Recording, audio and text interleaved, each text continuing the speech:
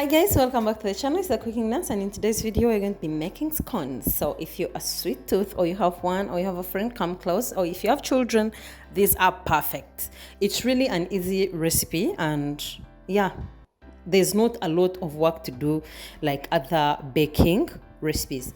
So we're going to go on and measure our dry ingredients. I'll be using 2 cups of multipurpose flour, and then I'll be using a teaspoon of baking powder. If you have cake flour, perfect. Like that one is already mixed for you, perfect. But I'm going to be mixing mine, and then I add in half a teaspoon of baking soda, and then I'll go in with a pinch of salt.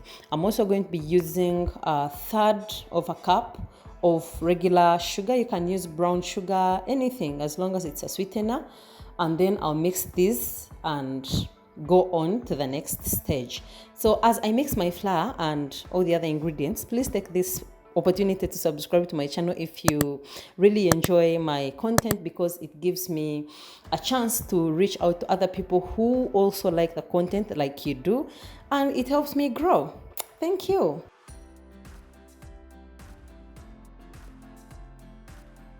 So I'm going to go in with also a third a cup of margarine. You can use room temperature butter, a third a cup. Okay, so mix this using your hands or using whatever you want to use, but make sure you have your butter and your flour mixture very well incorporated. It's going to reach a time where it just literally falls off. It's like, it looks like baby formula.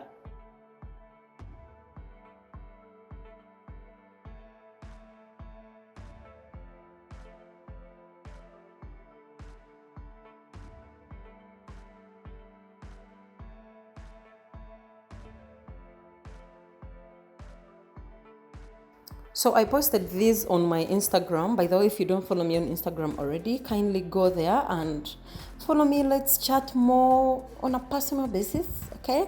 If you don't understand anything here, something here, just come the other side. And also I have a lot of exciting news that I announced the other side, and maybe some of the things that I don't share here and you'd love to, follow through. Also go on my Instagram and follow me. Let's grow a community, a bigger one. So after mixing our flour mixture and the butter, we're going to set it aside and then measure our wet ingredients. I'll be using a third of a cup of milk at room temperature, and I'll be using 1 egg and flavor.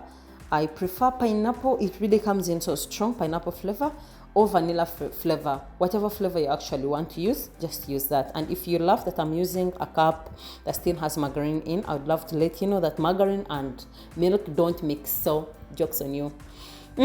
So after putting in my flavor, the egg and into the milk, I'll mix it here and before transferring it to the other side, because I feel like when it's already well incorporated, then I don't have to do a lot of work when I go on the mixture, the flour mixture.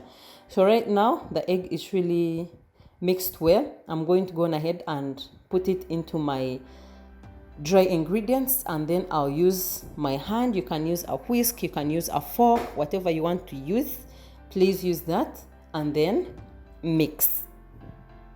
I also think if you don't like do dairy milk, I already had a video about how to make coconut milk. You can use almond milk, you can use cashew, you can use anything. Just replace as you please. Okay, yeah, some of these things are not like a constant, well, a few, but some of the things are like not a constant. You can always replace. You can use gluten-free flour. You can just make sure you enjoy something if you really like it. Don't let limitations actually get to you. So I'm going to use my hands and knead this, not overworking it, and until it gets off my hands, then I'll transfer it onto a working surface that is dusted. Like you see now, it's getting off my hands, no longer sticky. So I'm gonna go on and dust my working space. I'm using a chopping board.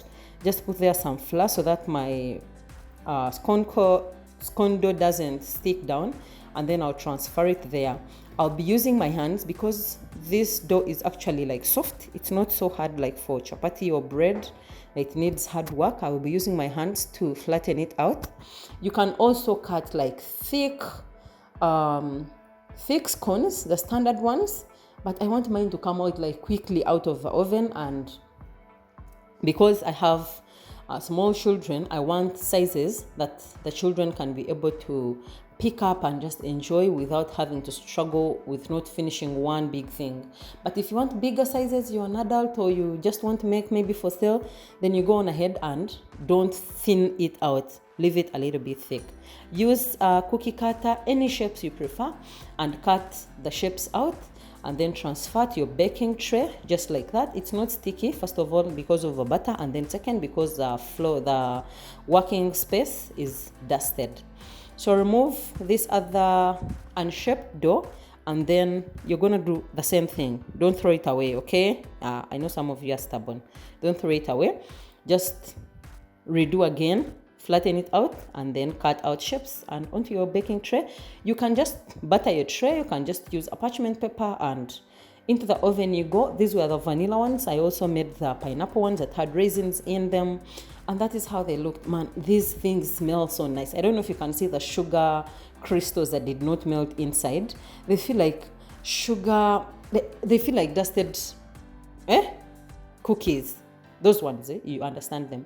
I also made the pineapple ones that I put in some raisins inside, because me and raisins, there's someone here who doesn't like raisins. I'm so sorry, sis. I'm so sorry, but we love them here. Anyways, thank you so much for watching up until this time, and I hope this video was helpful, and I'll see you soon in my next video. Bye.